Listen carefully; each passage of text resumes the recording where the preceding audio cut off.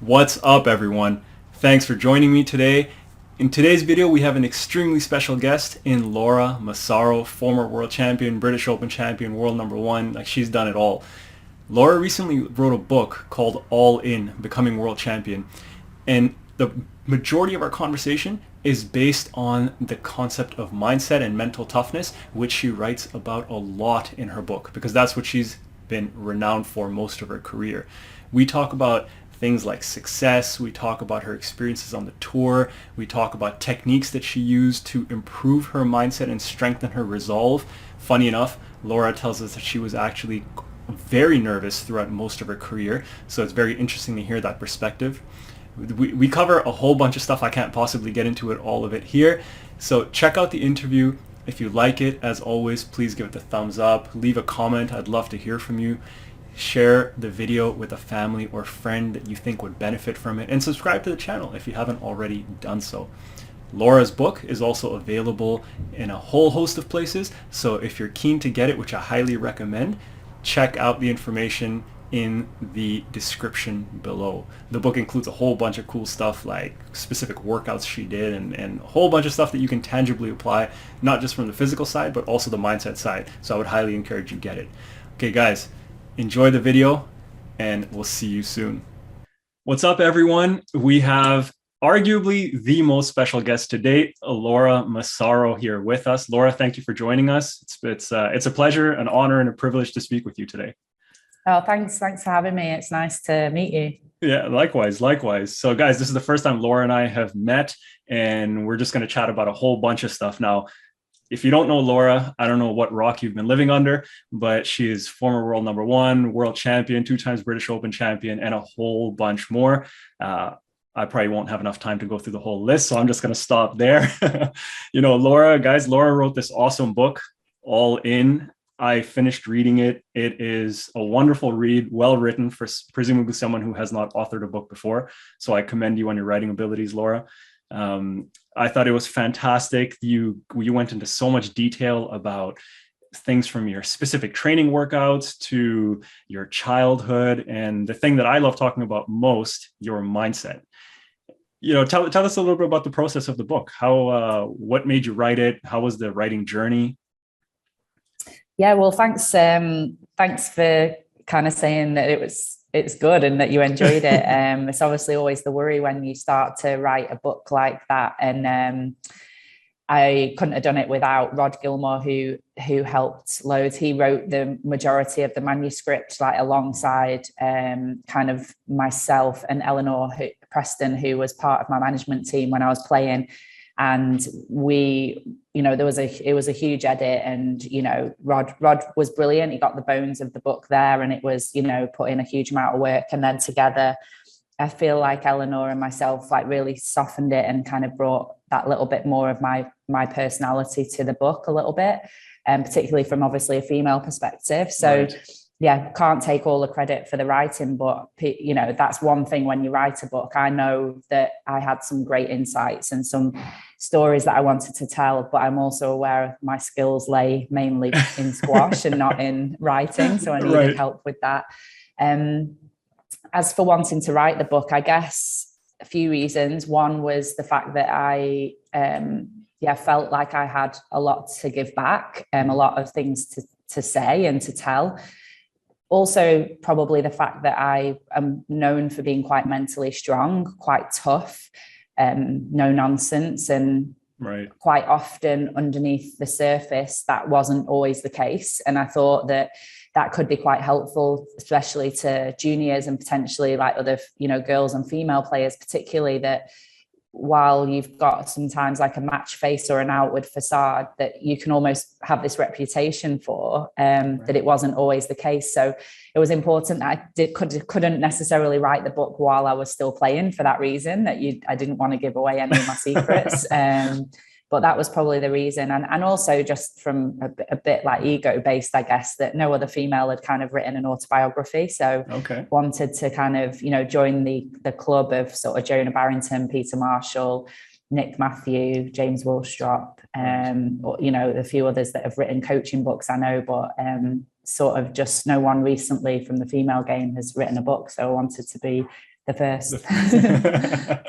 You know, that's amazing. There's so many things that you touched upon, and I actually wanted to focus mostly on mindset through our conversation, exactly for that reason. Because, you know, the technical side of the game, so many resources, tactical side, so many resources, but for someone who's accomplished as much as you have, and at the highest level of the game, the way I understand it, the mind is the thing that differentiates the consistent performing greats to the people who just kind of miss that.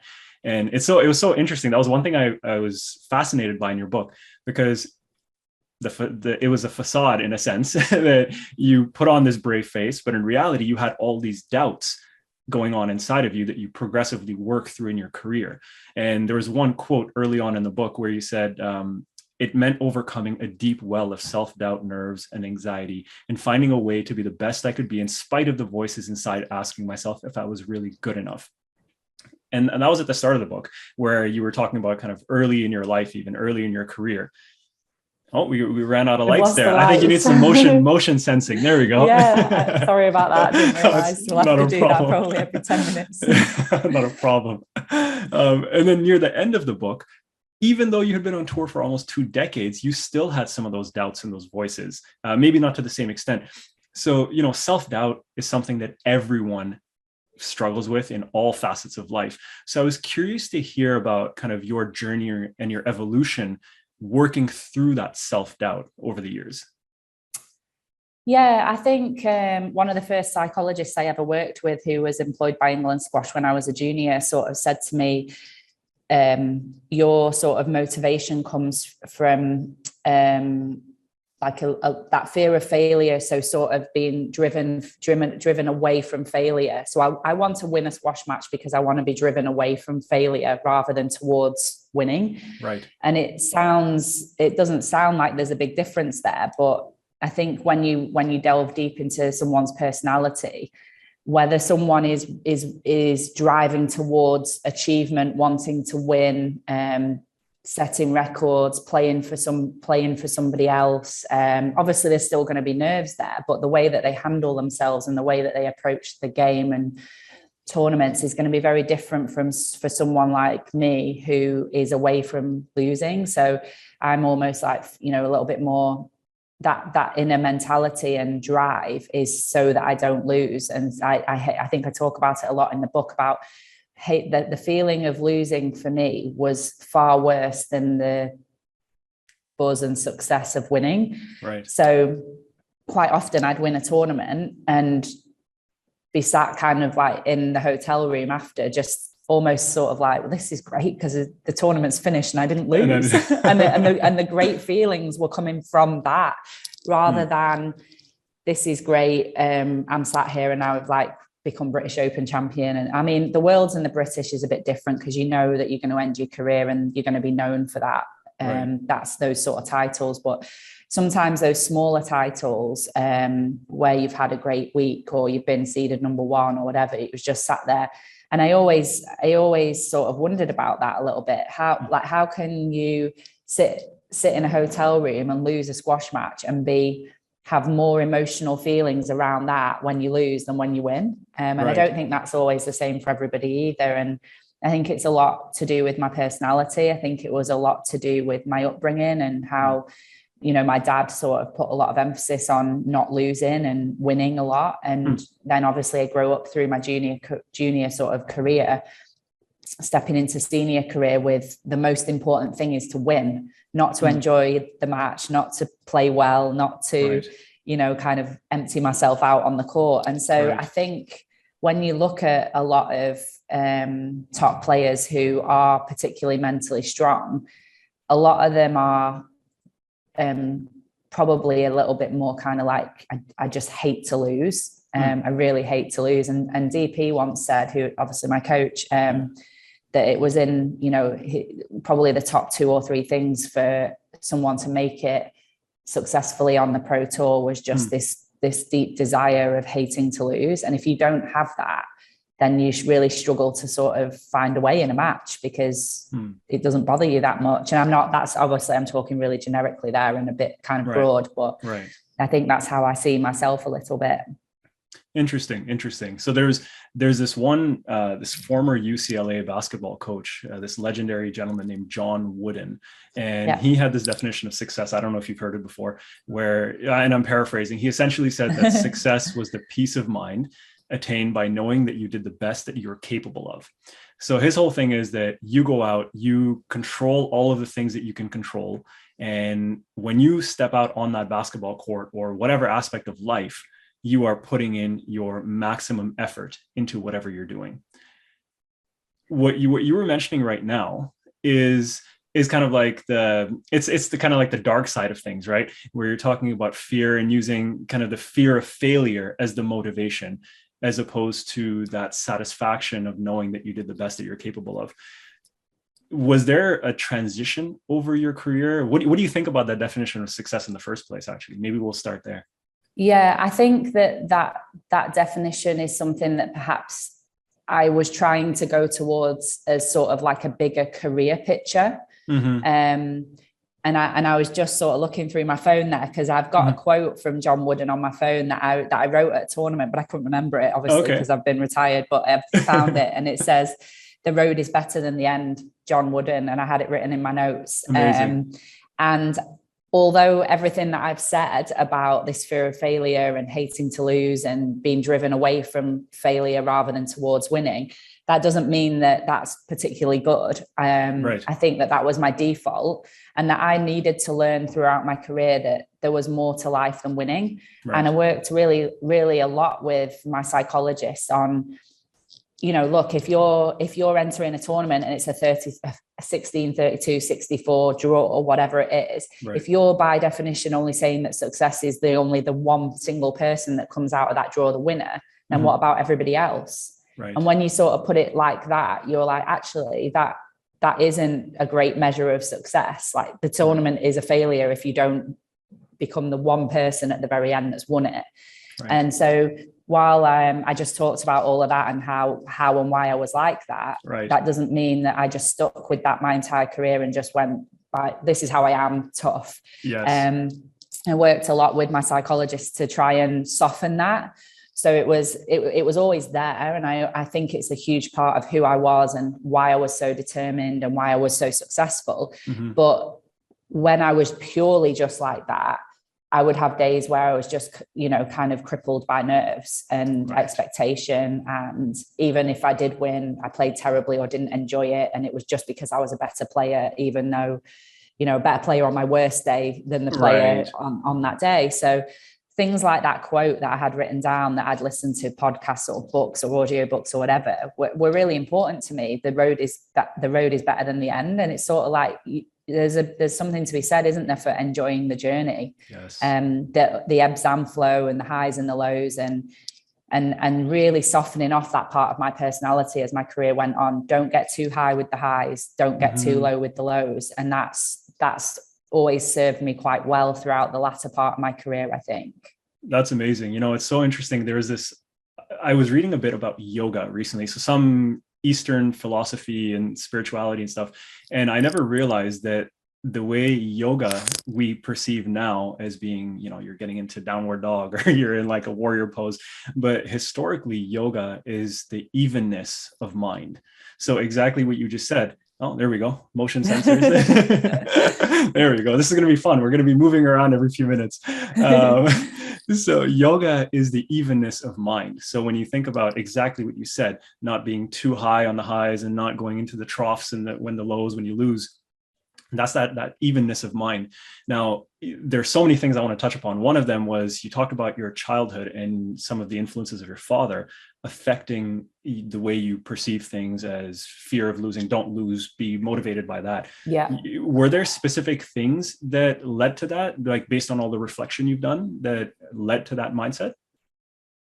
The improvement of the mindset, you mean? Well, initially, what caused it? Because I think what a lot of the thing that I've realized is that most people aren't aware of a lot of the deep down things that have happened in our past that are actually driving their conditioning at the moment. So presumably you did a ton of reflection to realize, oh crap, this is coming from this point in my life for these reasons. And now I have to work on this if I want to achieve a certain outcome. So I was curious to hear your thoughts. I think there's two things probably, so probably a little bit deeper, probably do like a full podcast on this alone, but Right. The realization of probably maturity when you reach a certain age, and how, you know, I think flying the nest is a pretty big thing when it comes to, you know, adulthood. And this is obviously, again, very different for everybody, but I moved out of home fairly early, I'd say. I was living away from my mum and dad at 18. However, when Danny and I got married, I remember, you know, maybe I got married quite young as well at 23. I remember Danny sort of saying, you know, kind of, we're our family now. It's me and you, and, you know, we're our family, yet, you know, kind of you're around at your mum's a lot, or, you know, you talk to your dad a lot, or you feel like you know, you're really kind of involved in your parents. And there was a bit of a chat, and at the time, obviously probably sulked and didn't really like to hear it. But I think what he was basically trying to say was that you haven't fully flown the nest. You know, you might be 23, 24, whatever. Are you truly independent? Are you mature enough? Are you doing this for you? And subtly, when you haven't fully flown the nest, and maybe sometimes it's to do with the parents letting you go as well. Right. That you don't realize how much that subtle pressure is sort of there to still, you know, please your parents. And I know there was a big learning curve with that. We all grow up wanting our parents to just say, you've done amazing, brilliant, pat on the back. I think, you know, probably 90% of people would probably agree, whether they admit it or not, that if your parents says you've done great, you're sort of buzzing, aren't you? So there was an element of maturing, I think. And that maturity for me personally came from sort of understanding that needed to happen, helped along with Danny. You know, I still got friends to this day who, you know, perhaps are not married, or, you know, kind of, and still revert, you know, go to the parents' house all the time, speak to them every day, and that's obviously not a bad thing if you're then able to go and live a free life, and, you know, kind of, you understand yourself in that way. But for me, breaking free of sort of being Laura the daughter was quite a big thing. Secondly, was actually doing neuro-linguistic programming with Danny and a little bit of hypnotherapy. So I went to hypnotherapy for a few sessions, and that's, I mean, it's out there, and you've got to be very open-minded to give it a crack. But the one thing that came from that was how much I was affected by memories and stuff that I was a little bit unaware of from my childhood, and working through that a little bit with the hypnotherapist at the time. And actually, in a strange sort of way, sort of then discussing some of these strange memories that came up about my childhood, or about what had happened with my parents, and, you know, how their memory was very different of that, and how obviously as a child you perceive things a little bit differently to what your parents do. So that was huge for me. And it's, like I said, it's out there, it's a bit different, but it broke down a lot of things that I didn't fully understand and realize, and then also gave me an opportunity to talk through some of them as well. So I actually think that hypnotherapy was huge at the time for me understanding myself and why I was behaving the way that I was based on things that had happened when I was younger. Very interesting. Very interesting. So definitely from the hypnotherapy piece, you know, people can take away that don't be afraid to try different things, right? Like within reason. I mean, if people are jumping off a cliff, don't go jump off a cliff, but within reason, there's nothing wrong. And actually, there's probably far more upside to trying something novel that you haven't given a shot before, because you're probably going to get a different perspective out of it. Well, you know, like when you're working on anything mentally and some, you know, like particularly mentally, what's the worst that can happen? Yeah.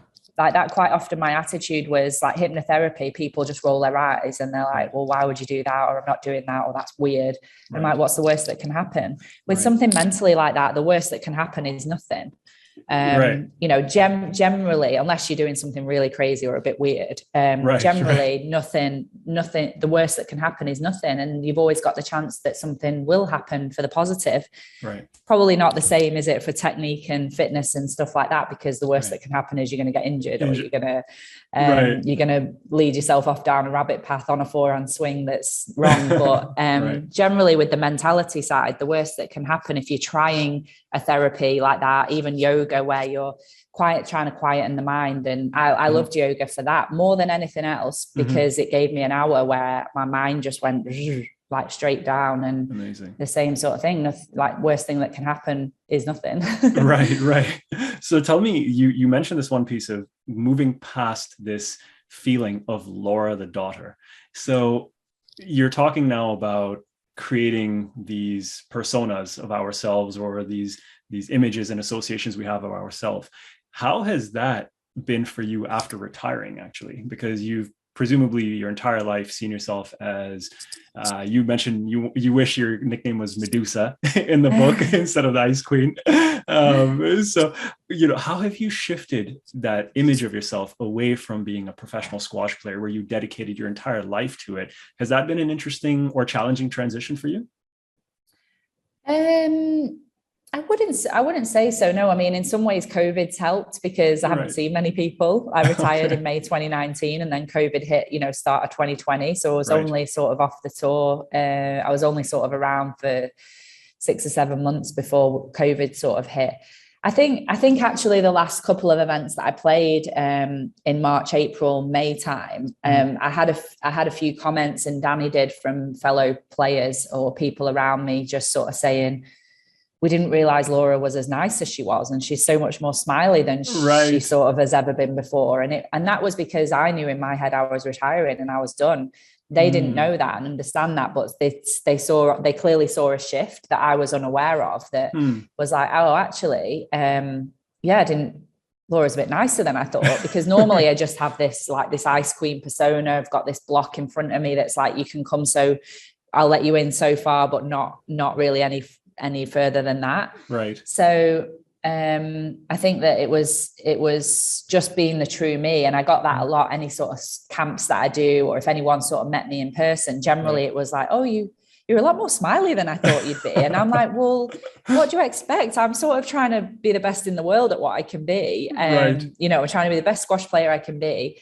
I'm not here to make friends. I'm not here to necessarily have fun. I'm here to win. And you're judging me based on my on-court persona purely, where I'm there, I'm at work. Right. And then people would see you off court and realize, actually, that's not really you. And, to be honest, all my friends, all my family, they all know that that's who I am, truly who I am, and who I'm talking, how I am when I talk, and who I am as a person. So I haven't found it that difficult, because I found it I'm just me.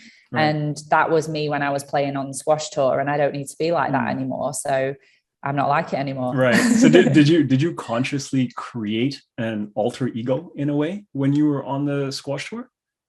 No.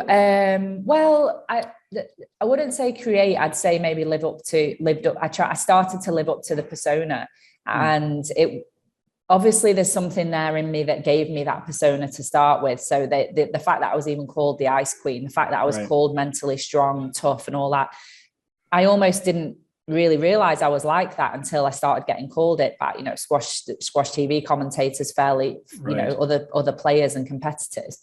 So I just thought I was me. I just thought, well, I never give up. So of course I'm going to win a match every now and again where I've come back from 2-0 down, or, 6-2 down in the fifth, or win match that I didn't have a right to win. Right. That was just me fighting till the end. And then very, very quickly you get a reputation of being mentally strong when that happens a few times. And then I almost started to believe it myself, which is crazy, right? Because I know you needed to do it in order to get the reputation, but it was actually the reputation and people talking about it that made me believe it even more. Interesting. And then when I was aware of it and believed it and saw that other people believed it about me, it was almost sort of like, right, well, I can live up to that a little bit now. Interesting. So certainly when I reached the very top of the game, sort of like 2, 3, 4 in the world, I was almost consciously trying to be like, okay, this persona and this personality can probably win me a point or two a match. And if that point comes at 9-all in the fifth, then it's going to win me the match, isn't it? So I think that's when people don't know you, they don't know what's going on. It was the same when I was trying to beat Nicole. She had a team around her. She didn't socialize with the other girls, and you never knew how to beat her or what she was up to. So I think that all of that is huge, really. Interesting. Very interesting. So what's your take? I'm curious about this. You know, you get some players like Ramy Ashour, for example, when he was playing and he's smiling and, you know, talking to himself and doing all sorts of stuff. And then we have personalities where, you know, you had the Ice Queen persona where, you know, you're not really smiling so much until maybe near the end of your career, like you mentioned. Is that just a personality thing you think that's different? Is there a degree, you know, like you mentioned, the part of playing from a place of not losing and then not really enjoying your squash when you were playing? Talk to me a little bit about those ideas. Yeah, I think actually I was going to just say right at the end there, and didn't because I'd been rambling long enough, but I was going to say that, you know, this is not like the same for everybody. Yes. That suited my personality to behave in that way. And right. I was going to say, like, I have, you know, some amazing friends and family at home. And so in my mind, I was sort of like, you know, I'm going to have one or two friends probably from my squash career who I class as friends, who I will see and, you know, buy birthday presents for and stuff like that post career. But other than that, I liked the girls that I was on tour with, but they were colleagues. And, you know what it's like in a workplace. You like the people you work with, but you don't always want to socialize with them. There's maybe a couple. So sometimes that's sort of, you know, I maybe got judged a little bit harshly on that because it's like, oh, playing the team events were the best thing. Or, you know, I made so many friends from squash, and that if that's your personality and you want to be social and you need that around you, then you have to play to your strengths. Right. That wasn't for me. I was like, I'm here to win. I'm at work. Like I've got an amazing couple of friends that will be friends for life from squash. Other than that, my friends are at home who I socialize with at the weekend. So, yeah, I think that it's important to play to your personality and to play to the strengths within your personality. So someone like Ramy trying to behave like me would just have been a nightmare for him because, you know, he's not as organized, he's not as disciplined as me. And who would have wanted Ramy Ashour to be organized and disciplined? Because he wouldn't have been Ramy Ashour in his nature or in his squash play. So, I think it's probably worth mentioning that mental strength, personality, all of this, it comes from understanding who you are as a person. So you're not like fakely trying to not socialize with other people because Laura Massaro said that if you want to win, you've got to do it on your own. You know, Sarah Jane Perry, I've had so many, you know, shared with her with England, shared with her on PSA tour. She literally is someone who needs to talk to someone literally as she's about to walk on court. And I knew that from an England perspective where, you know, she's most relaxed, whether it's a nerve thing or whatever. I would quite often for England go up to her 10, 15 minutes before a match and just loiter around and make myself available to talk to her if she wanted to, because I knew that she liked to do that. Whereas if someone tried to come and talk to me 10 minutes before I was about to go on court, they'd get a look that said, F off. Right? And so that's just understanding your personality and how to get the most out of yourself. And I'm no Ramy Ashour. I couldn't have played like that, as disorganized as, you know, I couldn't have played like that if I tried. I couldn't have played like Raneem. I couldn't have played like Tayeb. So it suited my personality to be organized, to be disciplined, to bring that mental strength to it, to bring that little bit of doubt, which is why I say like the Medusa type thing, where it was like, because I had a look that basically could kill. So I think it's just really important to acknowledge what you're like as a person. No, I love that, because one of the things that I'm always talking to people about is, number one, raising their awareness around themselves, their environment, everything around them. And then because when your awareness rises, you get new perspective and you can make different choices. And then this is where the tough work comes as well, is the consistent action with a different choice will get you different results. And that sort of process applies in all facets of our life, whether it's technique or mindset or whatever your business. Well, I'd almost add in as a preset to all that the first thing is honesty. Because people sort of can sometimes say that this is what they want and this is how they want to behave. And then, like you say, the action doesn't always follow suit. Whether you're honest with yourself about why you want to play the game, why you want to improve, why you behave the way you do, why you want to play the game the way that you do. Are you honest with yourself after you've won and after you've lost? Like, you know, why have you won? Why have you lost? And do you have those honest people around you? Because awareness is one thing, but if you're not being honest about that awareness and, you know, kind of brushing stuff under the carpet, then that's a really big thing as well. I always thought that was huge, really. That's interesting. So how do you, some people just don't, I don't remember the quote, but you said something along the lines of if people weren't complaining so much about the courts and all of that kind of stuff, and then just kind of put their head down and did what they needed to do. How does one develop that approach to things? Is there a way to develop that approach, or is it just something through mentors? Like, how do you see that coming about? I think so. I think it's having good people around you. You know, you can't have honesty probably without trust.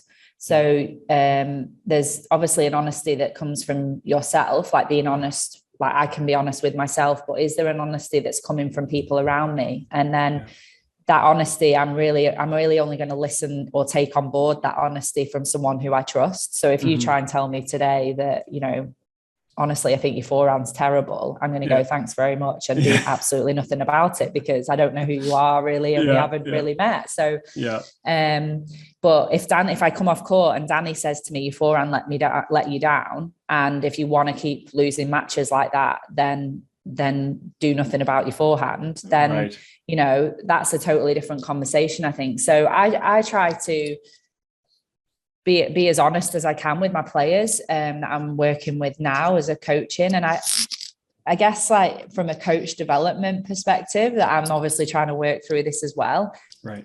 Am I going to be a coach to a certain type of player because of that honesty? Am I going to attract players who can handle that straight talking? Because if you can't, we're not really going to get on.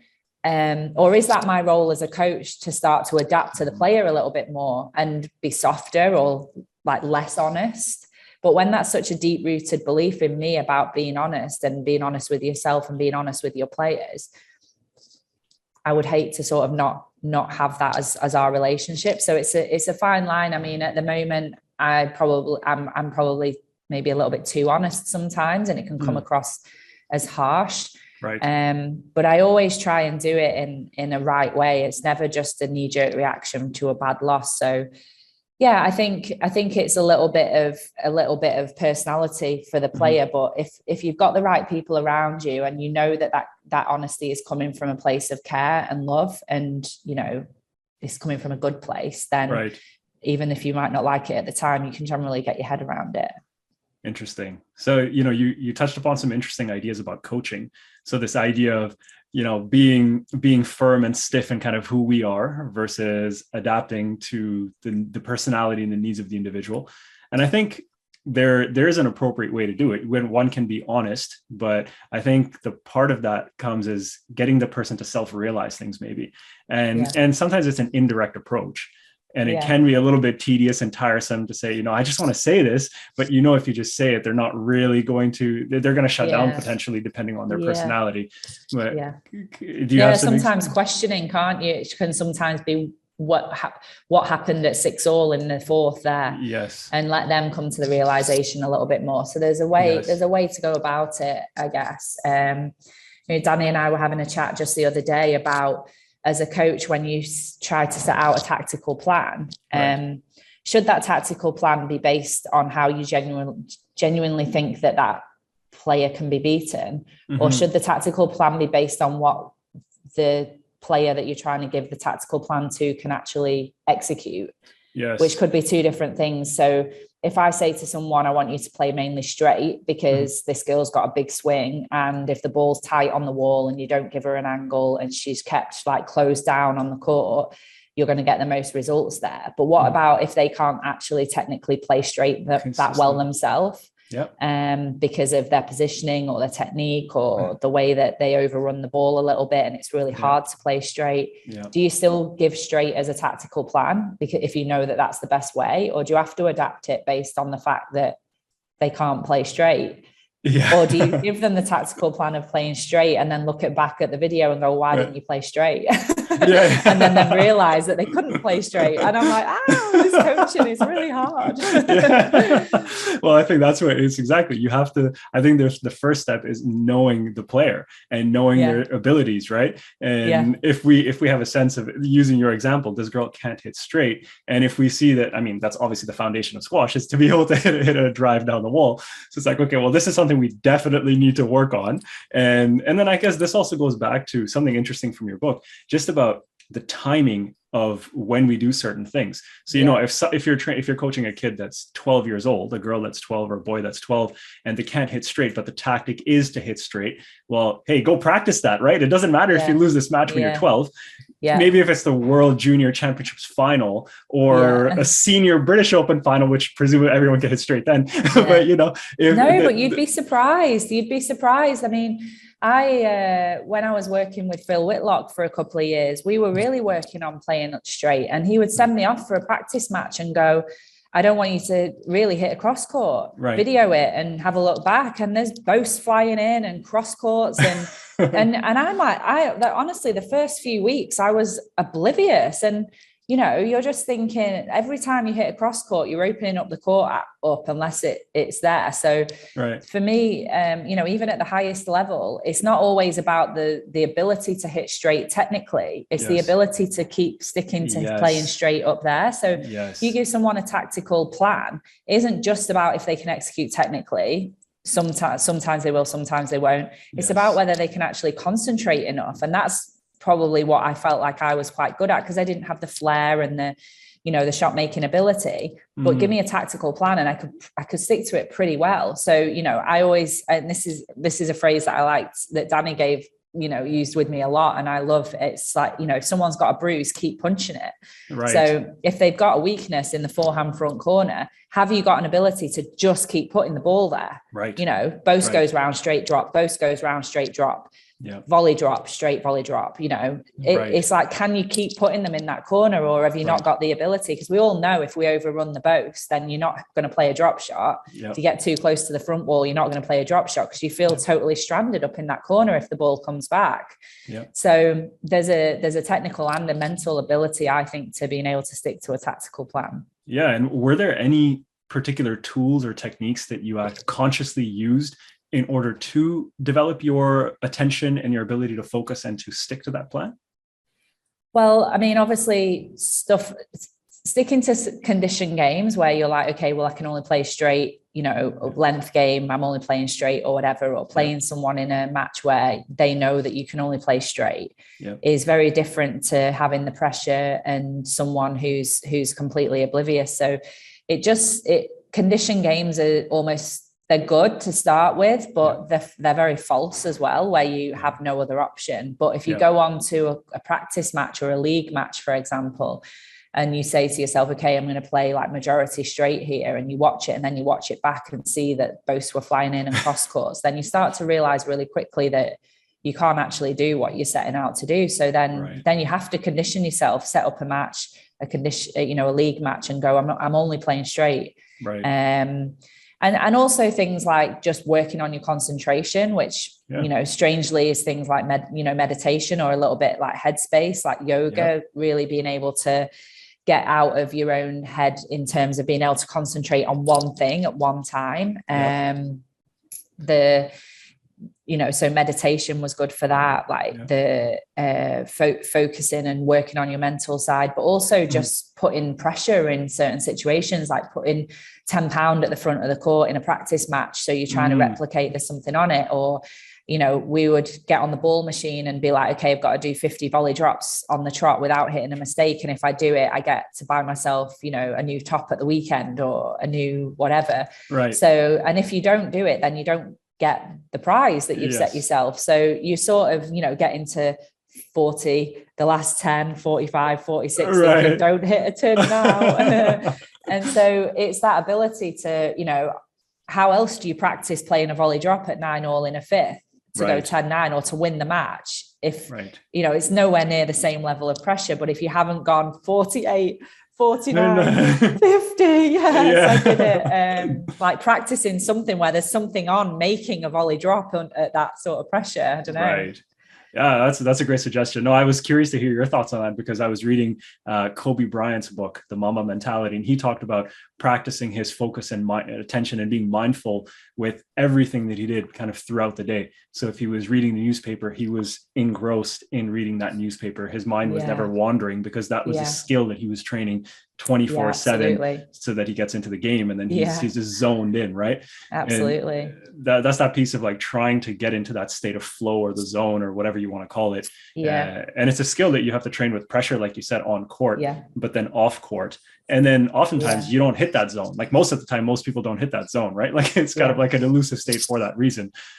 Did you have a lot of experience finding that zone, or were you having to kind of just play through and be really mentally disciplined consciously when you were in your matches? I think I'm sure that there probably was a couple of times where I just played amazing and I was in the zone. But honestly, if I look back, even if some of those matches that instantaneously kind of like come to the forefront of my mind, they were always, I played amazing, or my matches were like brilliant quality. But I think actually you're right. Like there was always a complete focus to what I was doing. So when they sort of described the zone as, you know, almost like a blankness and everything you do just like feels brilliant. That was never really the case for me. My best matches were just when that focus was there on every single shot, a little bit more like that Kobe Bryant mentality that you're talking about. That was everything, every sort of shot had something on it. It had a purpose behind it. The tactical plan was clear. The shots that I was hitting were executed really well. And that there was a focus there within a match that was rare. Because you have other thoughts that pop in, and this is how like the performance mentality kind of over the like being more performance outcome based rather than result outcome based, because all of that stuff comes in, even if it's just for a short period of time in the match. Like, what happens if I win? What happens if I lose? Who's watching? What's the score? The refs give me a bad decision. If I beat this player, it'll be amazing. You know, all of that stuff comes into play. It's very rare that you just have a match where you're able to execute a tactical plan and be 100% focused on that. And that for me almost was the zone, not having anything else come in. Yes. And it's so funny, right? Like those thoughts always come in at 9-9 in the fifth, or like crucial points of the match, and then it's about finding a way to reset and then come back to the process. And that's one of the things. I think like, so when you say that though, like 9-9, I think that when I'm watching a lot of players, I think you're absolutely right. I think it's the more tense it gets and the more close it gets, the more likely they are to drift off to, oh my God, what a big point.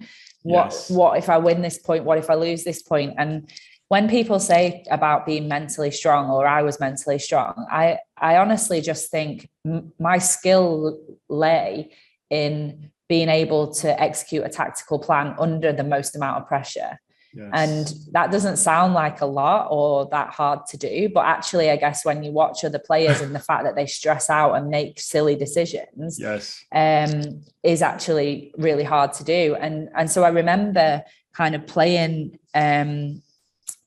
it was something like the final of the Qatar Classic. I was playing Sherbini. It was a packed stadium in Qatar, like, which is unheard of. But it always kind of was for finals day. They were behind Noor because she's Egyptian, obviously same language and, you know, kind of that sort of thing. Culture, And it was so loud. Some of the loudest conditions I've ever played in. There was babies crying. They were so far over safety capacity. It was ridiculous. There was just people and noise everywhere. And I felt like I'd played the entire match in just fuzz and just not being able to concentrate because of this noise that was going on and the match and Anyway, it got to 2-2 and 8-8 in the fifth. And I just remember saying to myself, play 4 really good rallies. And by good rallies, to me, that meant what I'd set out tactically before. And God knows why I said 4, because I only need 3 to win the match, but I'm probably betting on the fact that I'm playing Sherbini. I'm probably going to lose 1, even if I play 4 great rallies. And I did it. And I won the game 11. I think it was 4 good rallies, and I won the game 11-9 out of nowhere. And I had no right to win that match. The crowd were all behind it. And the 4 best rallies I played in the entire match were those last 4 rallies. Wow. And it was just this ability to go, like, if I ask nothing else of you right now other than play 4 disciplined, good tactical rallies that you set out to do, and you'll walk off this court proud, win or lose. And that was the difference. And Sherbini is obviously a great player, and you know, on that day we had loads of battles, but on that day I just managed to close out the match from 8 all in the 5th, just thinking that. Wow. And there's such a rewarding feeling when you actually go out and stick to your tactical plan as well, because it's such a sign of being mentally tough and being focused and attentive. I mean, that in itself is a reward. And then that leads to that confident loop, that positive loop moving forward that allows you to then say, hey, well, I did it that time, I know I can do it. And then you get progressively better at it. So I think that's a really, really cool thing. I wanted to jump for a minute to some motivation pieces, because I know we touched upon this stuff a little bit, but I wanted to make it a bit more tangible. And there was a quote, and I'm reading my notes here for a second. And you basically were talking about never believing you could reach the #1 spot because of Nicole David's dominance. And at the end of this quote, you basically said, there was nothing left once I was #1. And when I read that quote, to me, this is the intrinsic versus extrinsic motivation piece came into my mind over here. And I think after this quote, you talked a little bit in the book about, you know, resetting and coming together with your team and drawing a new line in the sand to give yourself more challenges. I'm curious to hear your thoughts about, and this kind of ties back a bit to that success piece that we talked about earlier, and being intrinsically driven to become the absolute best that you could be, no matter what, and always finding that sense of improvement within yourself versus chasing the external thing. And I don't think that it has to be 100% one or 100% the other. There's probably a mix, but I'm curious to hear kind of your thoughts around the combination of the two forms of motivation and kind of how it played out in your life. Yeah, I think firstly, the thing for all the mental strength and everything I've said on this podcast so far, I think the important thing to acknowledge is that for all of my mental strength, I did not handle going to world #1 well. I've always been better as an underdog. I was always better at 2 in the world trying to get to a final and win it than when I was seeded #1. You know, I like to kind of, you know, probably the fear of failure, but I like to play pressure free, I guess, in a straight, not that it was ever pressure free being 2 or 3 in the world, but there was an element of, strangely, when I got to world #1, I just had it in my head that I had to win everything I entered. Whereas when I was 2 in the world, I didn't think, well, I have to make every final because I'm 2 in the world and then lose in every final. It just didn't work like that. Like sometimes I lost in the semi, a round before my seed, and sometimes I won the event. But it was not brilliant for me to be world #1. And actually, I think if I'd have, I also achieved the world #1 spot quite late in my career. So I actually think if I'd have gone back to world #1, when I won the World Series finals in Dubai, there actually wasn't any ranking points on it, unlike there is now. I think I'd have won that event and it would have taken me back to world #1, having lost it to Sherbini. And I think I would have handled it almost better second time round. I mean, who's to say I'm sort of, you know, I've got a crystal ball and I'm probably, you know, a bit biased, but yeah, it's just important to say that, you know, for all the mental strength, I didn't particularly handle that well. But at the same time, it was such a big tick box done with having been world champion and British Open champion. It was the only real thing that was missing. And when I achieved it, it was done. Like whether you're there for an hour or, you know, a day or a week or a month or 6 months, obviously there's huge achievements that come with that, but you've done it, right? You can always say that you were world #1.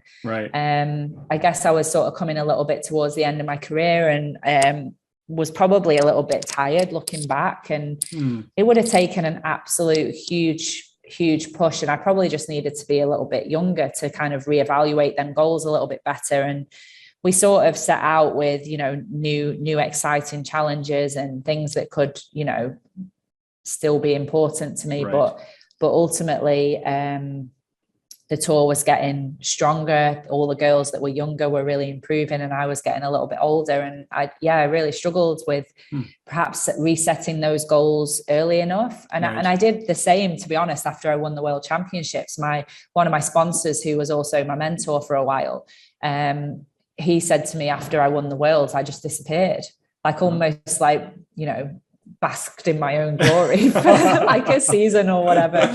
And then he sort of said, then you came back and you were like, oh, I'm not playing really well. I'm not playing that well. And I don't really know why. Like, could we get back to doing some work? And he was like, yeah, you've disappeared for a year. And I didn't realize I'd disappeared. I'd still training really hard and trying to do all the things, but there was no new motivation coming.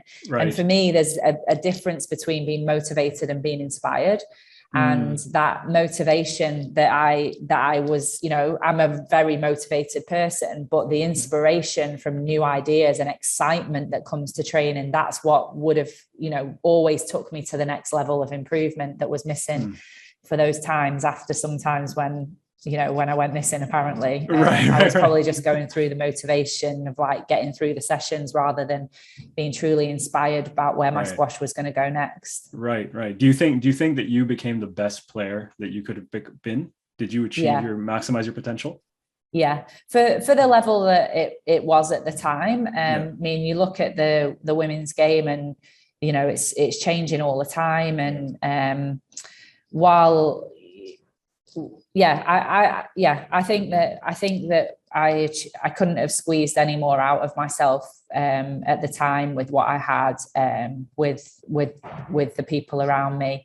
And that was one of my big things with playing, particularly for the last, probably since I retired at 35. Those last 5 years of playing were all about, you know, leaving no stone unturned and squeezing every little bit of potential out of myself so that I could sit in retirement and know that I could have given it no more. And actually, I guess the truth of that is I am sitting watching squash now going, I'm really glad I'm not doing that anymore, because it was really, really hard. Yes. And I don't want to do it anymore. And I don't wish I missed the odd match at, like, you know, Tournament of Champions in front of a big crowd, or the British Open in front of a home crowd. But it was so hard and so difficult, and I left everything out there training wise and tournaments, that I'm more than happy to just sit back and go, yeah, I'm really glad I'm not doing that anymore, because it was done. Yeah, that's amazing. And I mean, that's exactly where I think everyone can aspire to reach, because now you have no regret. You did everything you set out to do, and now you can live peacefully in contentment. That you're satisfied. You know, there's like most people, I think that's the biggest challenge for most people, is you lead your life, and at the end of the day, oh, I should have done this, or I could have done that. Why didn't I do that? And those regrets are the ones that keep gnawing away at you deep down inside, right? So I commend you for that. Actually, that's amazing. Thanks. Yeah, I mean, I in actual fact, if there was one slight regret, it was probably that I went on perhaps 6 months too long.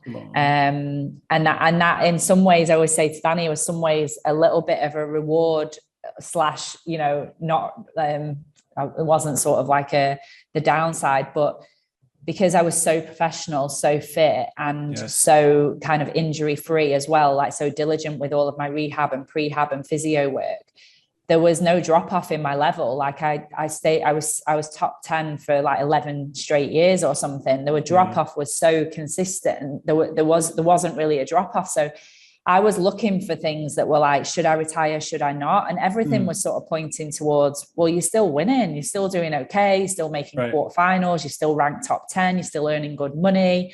Still playing for England. Maybe in hindsight now, like in retirement, I probably should have retired maybe at the end of 2018, at the start of 2019. And the way that I finished my career, losing at the British Open in my first match in front of the home crowd, having had such a success in Hull over the years, is actually probably one regret that I do have. I know that the time to retire was right, because that was like the first time I was starting to really lose to people below me. And so that's where in some ways it's a regret to not finish 6 months earlier. But I'm really glad that I I now know for a fact that it was the right time to retire and I shouldn't have gone on any longer, if that makes sense. So it's a bit of a funny one. No, that absolutely makes sense. It's kind of like, it's Jonathan Power's example is interesting because I think he had dropped down to 6 or 7 in the world or something like that. And then he's like, I'm going to make one more push. He wanted to reach world number 1. He hit that mark and then he retired. Like he wanted to just kind of do it right at the top. Yeah, true. That's interesting. Well, so I want to ask you 2 more quick questions because I know you have a young one and you got to get back to stuff. So the one question I want to ask you, and this I found really interesting, it was from your reflections on the 2017 Windy City Open where you lost to Nouran Gohar, I believe. And you said specifically in 37 minutes, and then you were chatting with Danny and you guys talked about social media and using your mobile phone a lot and that potentially impacting the way you played. Yeah. You know, so everyone's on social media now. Everyone's on their phone almost 24/7. Tell me what you experienced, because I'm hoping that whoever watches this recognizes that maybe we got to put our phones away a little bit more, because they're not conducive to optimal performance and focus. So could you share your experience? Probably, yeah. Firstly, Danny sort of, talked to me a lot about how being on your phone burns out your frontal cortex, which is, kind of like what we need for concentration. So when we talk about all of that, like, sticking to a tactical plan. If you think about it as, I like to think about things like that as a tank of energy, like a tank of petrol, for example, for your car. And if you're burning out that petrol through the day, burning out that frontal cortex, burning out that tank of concentration you've got, then how much have you actually got left when you need it for the match? Yeah. For me, that really helped me think about my concentration as not a never-ending source of, depth of, I can just go as deep as I need. It's like I need to store that energy up the same way I wouldn't go and do a training session before a match, because I need to store up my physical energy. And sometimes we don't quite look at it in that way. So for me, understanding that being on our phone and, looking at a screen with your eyes like that on a small screen, even a laptop, is not really conducive to being at your most focused, disciplined and concentrated for a match. So that was the first thing that I started to understand. And the second thing was starting to think about why I wanted to be on social media. Who needed to see what I was doing? Was it a way to, was it ego based? Was it, wanting people to know about me? Was it staying relevant as a person? Was it for sponsors? Quite often I would use the excuse, I need to be on my phone because I need to post for sponsors and stuff like that. And It wasn't really true, because I had a manager and she had all my login details. And quite often, if I was under contract to post something for a company, then she would do that for me, so that she knew that it had been hit. So there was that. And then, nosiness, I think, is a big one, wanting to know what everyone else is up to and what results were going on. And so when it comes back to that honesty, when you're honest about why you're on your social media, then you can sort of start to think, okay, well, do I really need that? Do I really need to know what everyone's up to? Do I really need to share what I'm up to? Do I need to really be scrolling every 10 minutes and doing all of that? So I think it's like that honesty. And then you can genuinely sort of look at the reasons for why you're on your social media and maybe adapt them if necessary.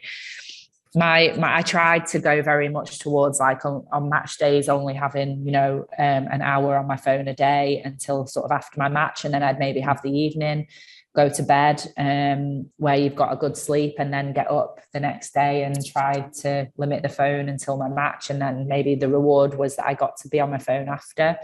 And then I started to get into a little bit more of like coloring books and things like that, so that I wasn't, burning out that sort of concentration element, whether that was with a book or whether it was even just watching Netflix or on my phone. Sometimes even that can really kind of, like, you're looking at a screen or looking at a book or concentrating on a plot or reading. Whereas coloring just sort of was like, looking around, going for a light walk, going for a nice coffee, things like that could still use up a lot of the time in your day without kind of really burning into that concentration element, I think, if that's helpful. No, absolutely. It's all about finding ways to relax and pass time without draining ourselves. And if you're the type of person who gives everything into whatever you're doing, whether you're reading a book, you really immerse yourself in the book. If you're watching a movie, you're zoned into the movie. That drains energy. So I totally get that. I wanted to jump into ego, but I'm not going to, because I know we're short on time. I want to ask you one last question. And this is my curiosity. So in the book, you talked about working with DP and him changing your grip. At one point, even when you were already top 3 in the world or something like that, if I recall correctly. And the change in the grip was to allow you to attack more effectively. Was that on the forehand, the backhand, both? And what was the subtle change in order to allow you to attack more effectively? So it was the change was predominantly to help me play a better forehand drop. So the grip was obviously changed initially on the forehand side, but obviously, as you'll know, unless you're someone who has a slight grip change from forehand to backhand, which I didn't, my grip was the same from forehand to backhand, meant that a slight opening of the forehand grip, probably by 1/4 centimeter, if that, obviously had the kind of effect of closing the racket face on the backhand. So although the forehand was where the grip change happened, it obviously is going to affect the backhand. So it needed a little bit of an adjustment to get to grips with that. Basically, it was just a little bit of a closed grip on the forehand, which if I show you sort of meant that my grip was closed and I sort of led with my wrist, which meant that quite often, obviously the racket head is behind the wrist. So the contact was a little bit later, meant I couldn't take the ball out in front. It meant I couldn't really use my strings. And it also meant that I couldn't really let the racket head go because the wrist was coming through first. Technical talk. So the opening of the grip just set the wrist back a little bit. And meant that I could then reach out in front of me for the drop shot a little bit more. And then obviously that affects your movement. You can hold the tee a little bit more. The drop went in with more string and more cut, so a little bit more zippy rather than maybe a little bit more loopy. And then my backhand has always been my strongest side, so it was just a little bit more of sort of getting used to that slight adaptation on the backhand closing of the grip. So just having to rotate a little bit more through the forearm to kind of still get that open racket face on the backhand.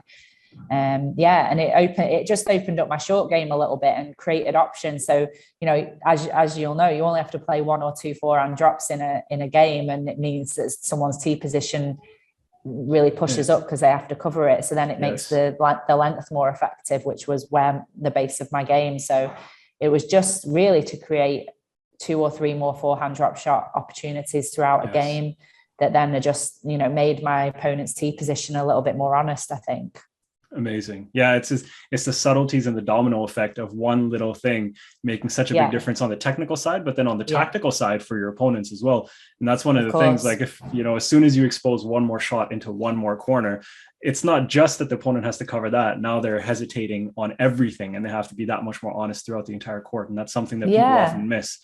Definitely. And also, like, what we were saying before about that, being able to execute a tactical plan, you're like 3 in the world and you're talking about whether or not I can play a forehand drop shot. And it's sort of like, well, of course I can play a forehand drop shot, but can I play a good quality at the right time forehand drop shot that's going to potentially win me a rally? And that was like, honestly, like, not really, because I could play the forehand drop shot, but if someone sees it come in 5 minutes before I've played it, then it ain't going to beat anybody, is it?